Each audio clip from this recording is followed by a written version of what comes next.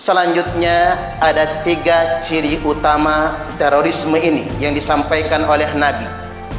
Yang pertama, ciri teroris, mereka melepaskan baiat dari pemerintah. Bahasa sederhananya, mereka melepaskan ketaatan kepada pemerintah atau tidak mengakui pemerintah yang sah. Bahasa agamanya bugot, memberontak. Mereka gunakan berbagai macam isu untuk mendelegitimasi pemerintah. Isu sosial, ekonomi dan lain sebagainya mereka gunakan agar umat Islam ini tidak mengakui pemerintahnya sendiri. Dan pelaku utama dari teroris seperti ini namanya Dzul Khuwaisirah.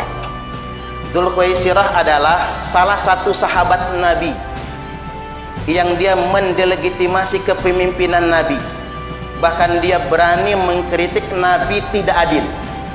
Makanya khatib tegaskan, terorisme muncul bukan karena ketidakadilan, tapi terorisme muncul karena kesalahan pemahaman dan sesatnya keyakinan. Dikarenakan di zaman Nabi, teroris pun nuduh Nabi tidak adil. Makanya Nabi sampai murka kepada Dzul Khuwaisirah.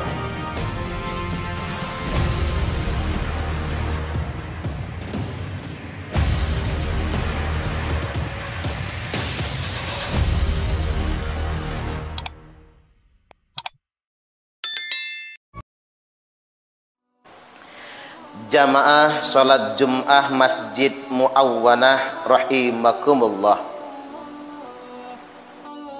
Terorisme adalah kelompok yang sejak awal sudah disinyalir oleh Nabi. Terorisme nyata adanya dan benar-benar ada.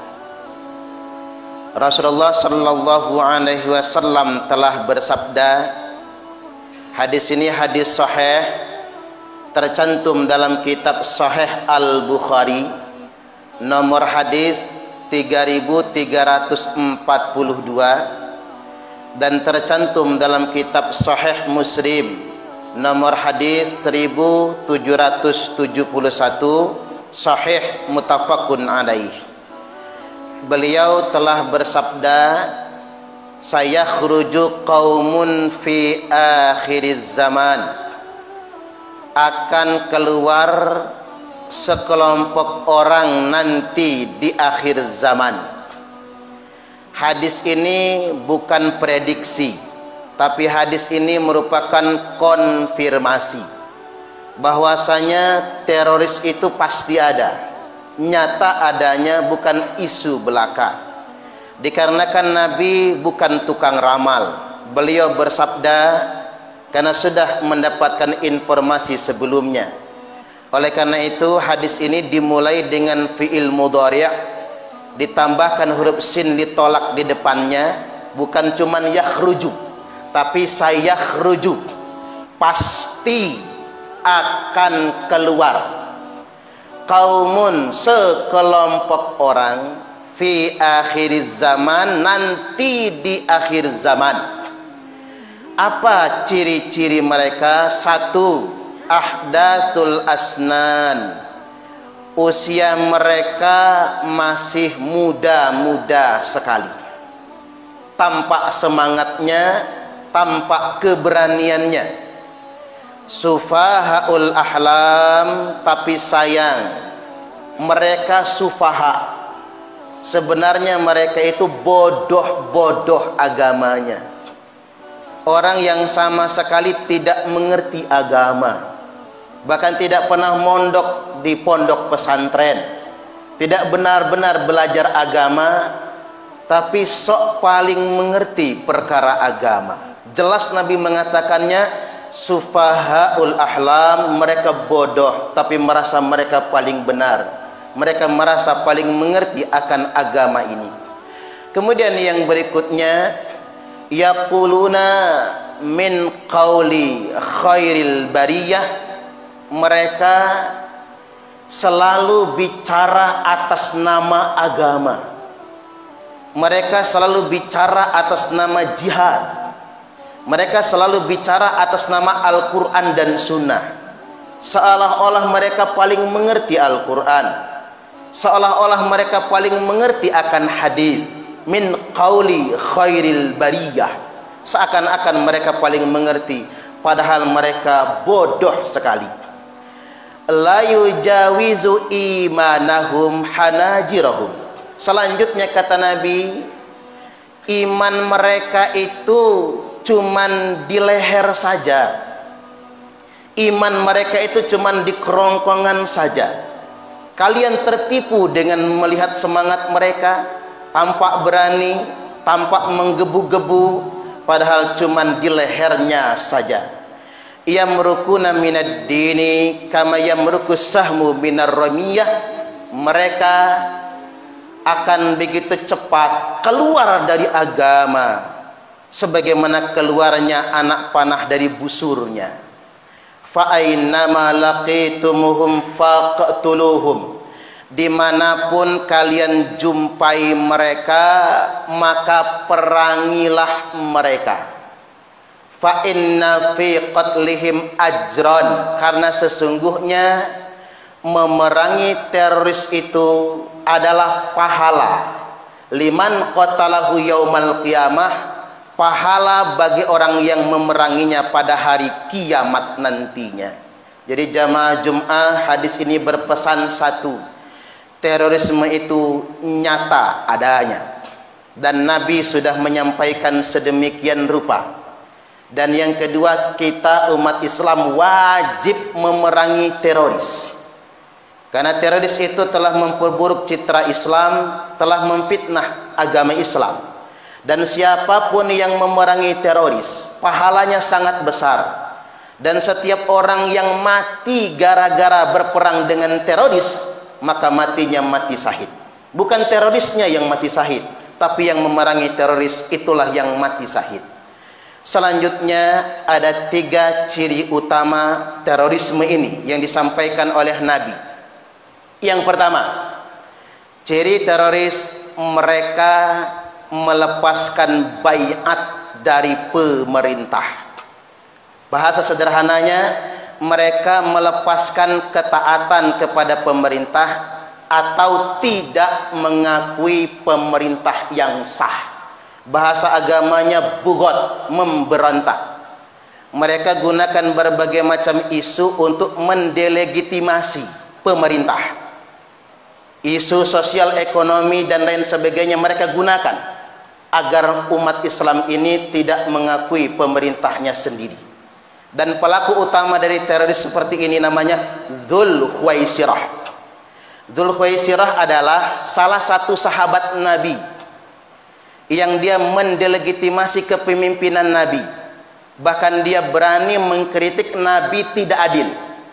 Makanya khatib tegaskan, terorisme muncul bukan karena ketidakadilan, tapi terorisme muncul karena kesalahan pemahaman dan sesatnya keyakinan. Dikarenakan di zaman Nabi, teroris pun nuduh Nabi tidak adil. Makanya Nabi sampai murka kepada Dzul Khuwaisirah. Dan Nabi bersabda, man mata laisa fi unuqihi bai'atun mata mitatan jahiliyah. Barang siapa yang mati dalam keadaan melepaskan kesetiaannya kepada pemerintah, mati dalam keadaan memberontak kepada pemerintah, maka mata mitatan jahiliyah, maka matinya mati jahiliyah. Jadi para teroris bukan mati syahid, tapi mati jahiliyah. Apalagi mereka membunuh dirinya sendiri. Man qatala nafsah, barang siapa yang bunuh diri, fi nari jahannama khalidan mukhalladan fiha abada, maka baginya neraka jahanam dikekalkan dan dikekalkan selama-lamanya. Yang kedua, ciri teroris ini, mereka mengkafir-kafirkan saudara muslimnya sendiri. Ini ciri mereka. Mereka mengkafir-kafirkan orang-orang sesama muslim. Oleh karena itu jamaah Jum'ah rahimakumullah, kita harus berhati-hati dengan aliran-aliran ideologi tertutup yang mereka ngajinya sembunyi-sembunyi, lalu mengajarkan kepada jamaahnya merekalah yang paling benar, selain mereka kafir semua. Inilah dulu namanya Abdurrahman bin Muljam. Orang ini hafal Quran 30 juz. Dia adalah salah satu sahabat Nabi, pernah menjadi duta Al-Quran, tapi sayang dia mengkafirkan orang yang tidak sepaham dengan dia. Puncaknya dia membunuh Khalifah Ali bin Abi Thalib pada tanggal 7 Ramadan. Memang sudah kebiasaan teroris sejak zaman dulu. Mereka beroperasinya jelang Ramadan, di bulan suci Ramadan, dan jelang Idul Fitri. Seakan-akan sudah jadi tradisi mereka untuk berbuat onar jelang bulan suci Ramadan dan di bulan suci Ramadan. Kemudian ciri mereka yang ketiga, mereka membunuh sesama muslim dan mereka membunuh non-muslim mu'ahid. Apa itu non-muslim mu'ahid?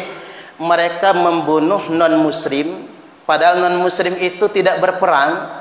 Mereka saudara kita, tetangga kita, sesama anak bangsa juga. Nabi sampai bersabda, man qatala nafsan mu'ahidan lam yarah raihatal jannah. Barang siapa yang membunuh orang non-muslim mu'ahid, yakni orang non-muslim yang tidak berperang dengan kita, maka dia tidak akan mendapatkan walaupun baunya surga. Jadi tidak ada alasan sebetulnya untuk memerangi orang non-muslim, ngebom rumah ibadah mereka. Dan bagi mereka yang memerangi non-muslim mu'ahid, maka lam yarah raihatal jannah, tidak akan dapat walaupun cuman baunya surga. Kesimpulannya, jamaah Jum'ah rahimakumullah, terorisme itu benar ada. Itu bukan isu yang dihembuskan. Terorisme muncul karena salah paham, gagal paham, sesat paham, dan salahnya keyakinan. Oleh karena itu jangan sembarang mengaji. Jangan mengaji di tempat yang tertutup, dan jangan mengaji kepada orang yang tidak jelas sanad keilmuannya. Dan yang ketiga, mari semua elemen bangsa, termasuk umat Islam, kita perangi terorisme. Karena memerangi terorisme adalah pahala yang sangat besar bagi yang memeranginya pada hari kiamat nanti. Islam itu indah. Karena indahnya Islam, setiap orang yang melihatnya akan tertarik untuk masuk Islam. Beban kita, tanggung jawab kita untuk menampilkan Islam yang indah.